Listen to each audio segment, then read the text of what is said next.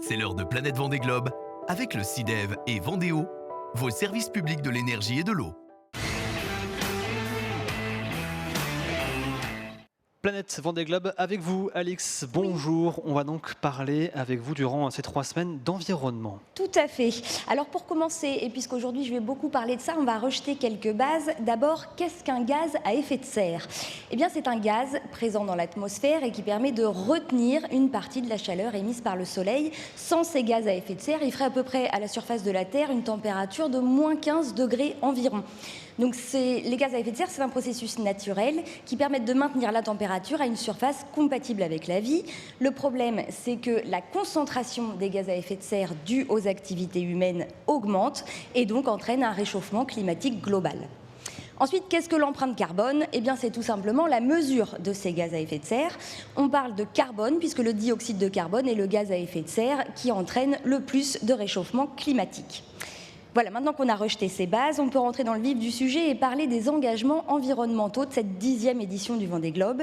Ils sont au nombre de 10. On va trouver parmi eux, par exemple, de minimiser justement l'empreinte carbone sur le village, de préserver la biodiversité sur le parcours ou encore de sensibiliser le public au respect des océans.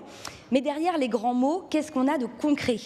Eh bien, d'abord, pour savoir quelle route prendre et comment définir les bons leviers, il faut comprendre l'impact d'une course comme le Vendée Globe.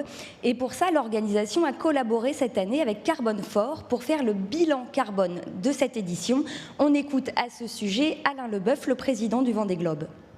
Pour nous, il était important que ce grand événement international soit aussi respectueux de mon engagement, vous le savez depuis très longtemps, au respect de l'environnement. Donc concrètement, il nous a fallu mesurer avec des équipes techniques spécialisées, des cabinets d'études, pour voir un petit peu à quoi correspondait le bilan carbone. C'est un bilan prospectif dans un premier temps et nous ferons justement concrètement les analyses après l'événement pour essayer de voir si entre ce que nous prévoyons et puis ce qu'il en sera, nous sommes bien sur les mêmes longueurs d'onde.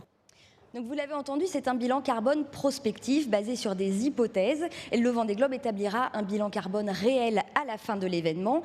On notera que l'organisation n'a pas souhaité communiquer sur le chiffre du bilan carbone prospectif, donc on pourra difficilement le comparer au bilan carbone réel, donc on pourra juste leur faire confiance. Mais qu'est-ce qu'il nous apprend ce bilan carbone prospectif ? Eh bien que 63% des émissions de gaz à effet de serre sur le village sont dues au déplacement et principalement ceux des visiteurs.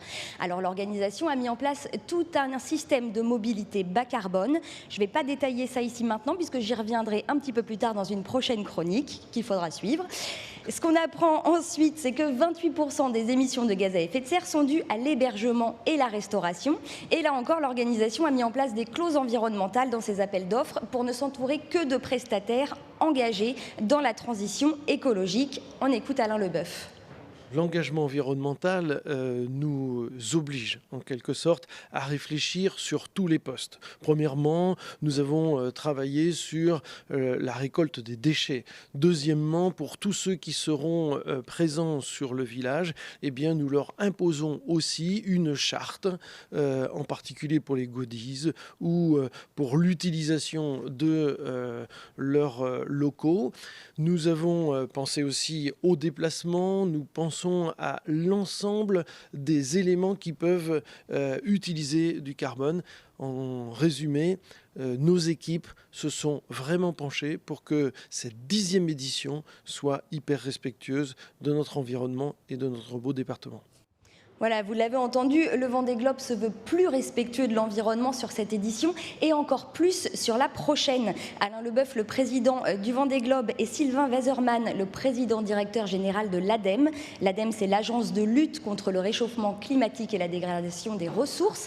Bien, ces deux directeurs se sont associés dans un partenariat autour d'objectifs environnementaux pour l'édition 2028 du Vendée Globe. En gros, ils vont s'appuyer sur tout ce qui a fonctionné sur cette édition 2024, sur les retours d'expérience pour faire encore mieux en 2028.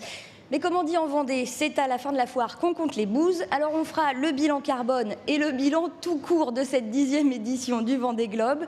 Et après, donc à la fin de cette édition, et pour l'heure, c'est la fin de cette chronique. Merci beaucoup Alix Lano, cette très belle conclusion pour Planète Vendée Globe. C'était Planète Vendée Globe Avec Vendéo, je bois l'eau de Vendée, spécialité pour marins d'eau douce. Et avec le CIDEV, la transition énergétique, c'est pas la mer à boire.